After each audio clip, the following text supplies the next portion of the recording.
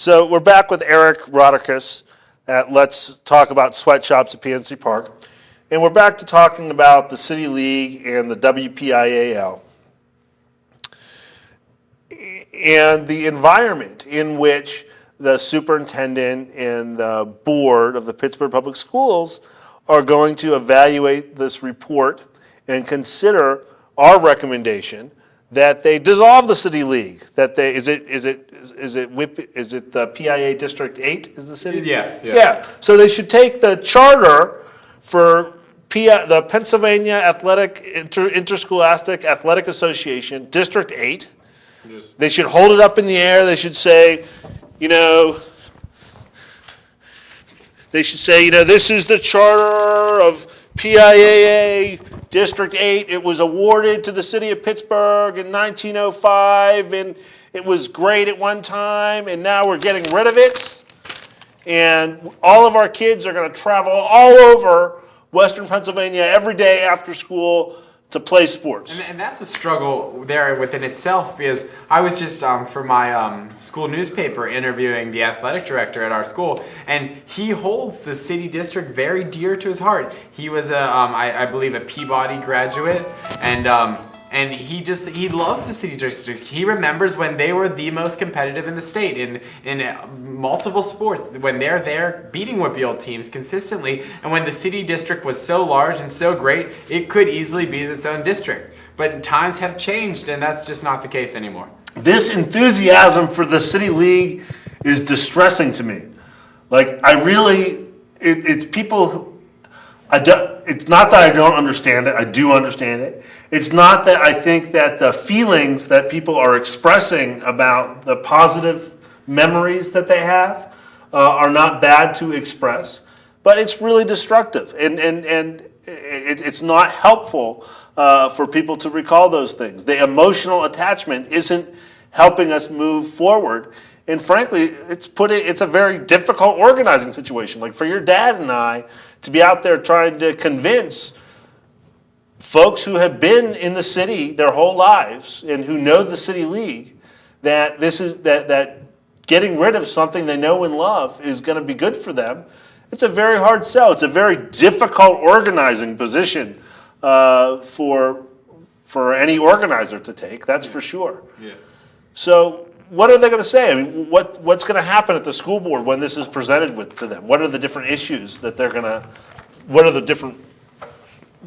Well, I think there are a lot of really strong feelings and love for the city district from athletic directors, coaches, former students, and I think that will be hard to get rid of the city district. But I think it's the sense that it's best for the Pittsburgh Public Schools. It's best for our students, our student athletes, to move on and really be part of a competitive environment. I think you need to sell that this competition level we have is not right now fit for the city. For this, it's not fair to the student athletes, and we just need a total reform, which would involve joining Whitfield. People are right to be. I mean, when people are told that something that they know and that they're used to and that they're comfortable with is no longer valuable, sometimes they're being lied to, right? I mean, sometimes someone's just taking away something that's really valuable.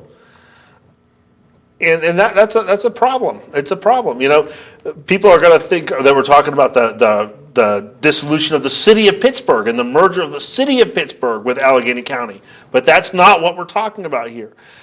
People are going to think we're going to be struggling with this for a while. Do you have any other thoughts for me about where you'd like to see this discussion go? Like what do you think would be the best way to communicate with the board on this subject? I think the board and the students do generally see the same thing, that we need a better competition level, which so I think more than not that people do agree that the Whitfield merger is the best thing for the city sports. I really do. And I just think that what really will be different is the way people want to go about this. And me and you disagreed on this a little bit earlier off the air, where you think that we should jump in more, I believe, and not set benchmarks that will never be met, you believe, and just jump in and fix out the kinks kind of. They're down $65 million for next year. Like with this state budget cut, they're announcing that they're down $65 million. So whatever they thought they were going to do to improve sports before Corbett came into office is off the table. There's no more money for any of this. So whatever they say they're going to do is in an environment where everything is being slashed. If they don't just decide to destroy the city league and demand that the schedule be administratively adjusted where our kids are playing with Whipple, it will right away, it will never happen. There's no facilities benchmark that I believe or anybody else I think can credibly suggest that we could meet. You're a sophomore. You're a sophomore. You should be ready to go into your junior or your senior year in a new environment. Yeah, and I think I am, and I think most of my fellow athletes are. And I think this is where we need to convince the school district to look beyond the financial problems we're in right now and see what's best for us student athletes. And most students in the district are student athletes, and the student athletes perform great on their SAT scores, PSSA scores, and I think they need to look beyond and see that we have a facilities problem, and I don't think there's any hiding that. We don't have the locker rooms, we don't have the gyms, we don't have the stands. My school just last week, we had a leak in our roof the whole week right onto the middle of the court. Like, that's ridiculous. But that could all get worse. Like, there's a $65 million hole in the budget. The facilities are not going to get better. They're going to get worse. So considering the fact that the whole system is going to continue to deteriorate over the next several years because there's a new $65 million hole in the budget, in that context, we shouldn't retract and decide that we can't do anything. Oh, no, we should definitely not retract. It's smart spending and spending in the right places. And this right here is a great place to spend that will benefit the city for years and years to come. And also the benchmarks. The benchmarks don't only need to be set in the facilities, they need to be set within the coaching, within even the mindset of the students, which is hard to set a benchmark. But the student athletes need to realize that to compete in this state, to compete in this country and world, or wherever they plan to go, they need an entirely new mindset on training, on coaching. It's not just come whenever you want. It's come every day and get better at the sport you're participating in. Well, you're the first in a long line of high school athletes that we're going to have on this program, and I want to thank you so much. You represented. You did a great job of representing. And, I think high school students are going to have to talk to one another if this is going to work. Yeah, and we do. We definitely do. And some students want to join because of the competition levels, and then some students don't because they don't want the competition levels. So we have to really work on convincing everyone that this is really the best. I'm going to work on convincing the school board and Linda Lang right away. I mean, we could spend a lot of time trying to convince people that the world's round, and believe me, it is round. But it's also very important that the people who are in power and the people who have responsibility and the people who can make this change be the ones that be engaged quickly. This is not rocket science, and they've done a lot of outreach to the community about this. It's time for them to make adult political decisions about what's best. But then there is the line where I really believe if we jump into this change right away, right off the bat, next year, say my junior year, we jump in, we're in the WIPBEAL, it will fail. I think it will utterly fail because we don't have the facilities, we don't have the coaches, right now we don't have what we need to be competitive, and I think it will just be discouraging, and students will drop out of sports, and you'll see utter decline in the District 8 schools that have joined the WIPBEAL. And here we have a disagreement. Yeah, I don't know. I get here a lot, and I don't know. I mean, it seems to me like the people who are in school today would be the most insistent that this happen immediately. Yeah, but we don't want to be embarrassed. I mean, right now we're embarrassed. Some of our teams, we'll get to the first round of the state playoffs. We'll make it out of the city, and then just get. What if you knew right now, going out the bat, that we're going to go through 20 years of decline? Like, what if we know it's 2011? Let's say we can predict right now 20 years of consistent decline in the Pittsburgh Public Schools. I'm not predicting that, but this is the hypothetical. But if we hypothetically, that the facilities are continuing to deteriorate, there's going to be fewer opportunities for athletics and right. Even if that were the case, even if we were to have a totally bleak perspective on the future, it would still be something positive, really positive, that we could do now to dissolve the city league. But that's where I don't think it would be completely positive if you jump in and you lose the first 20 years of your school. Like the soccer team. But aren't they all sort of like losers now? Like they're not, don't even have a real competition. But they have real competition within the city. Us at Shenley, we can say, we're the city champions in something. Alderdice, we're city champions. All these schools can say they're city champions. They have a sense of winning that will be lost in the beginning of this merger. So we have to go in as prepared as we can for winning. And I know that we won't in the beginning, and I know it will be hard, but you can't jump in without being ready, without a little bit being ready. If we jumped in now, I would be too afraid of what would happen. I don't know.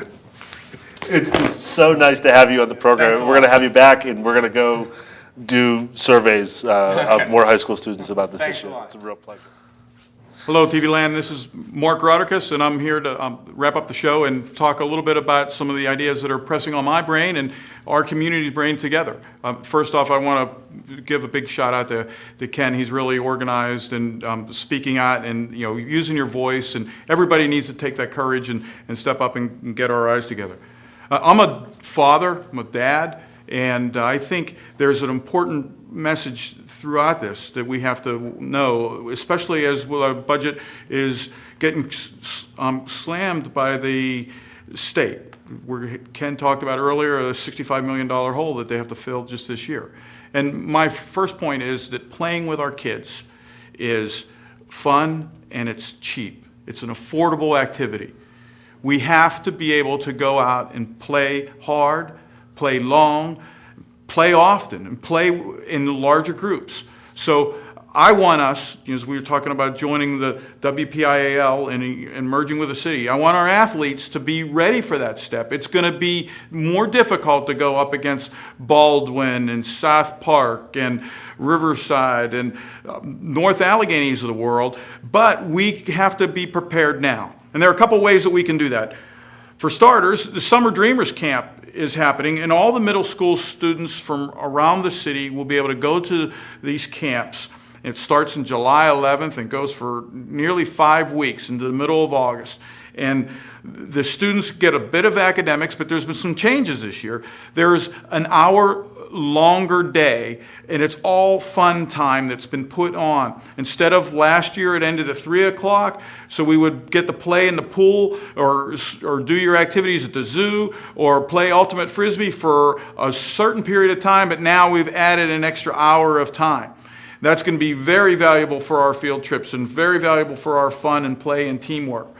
And also, they've added in Summer Dreamers a morning activity. So there'll be 90 minutes of extra time. So I'll be leading a Summer Dreamers water polo and swim camp at Peabody. I need 40 athletes in the grades 6th, 7th, and 8th to sign up and be part of that. And we'll also have a morning swim class that will be with people that if you don't know how to swim, it doesn't matter. But if you want to come to the pool every day and swim for 5 weeks, we want you signed up through the Summer Dreamers at the Peabody site. And while we're in summer, we have to be healthy. We have to be hitting our bike trails. We have to be paddling in the rivers. We should be playing and working hard as families and as kids and as teams and as buddies. So let's get out and have a safe spring and a safe summer. And if you're looking for other activities for your kids, send us an email. If you want to work together on this issue in the weeks and months to come, hopefully you can reach out to Ken or myself around town. So here's to you, Pittsburgh, and let's keep talking about the fun that we can create as a community here in Pittsburgh.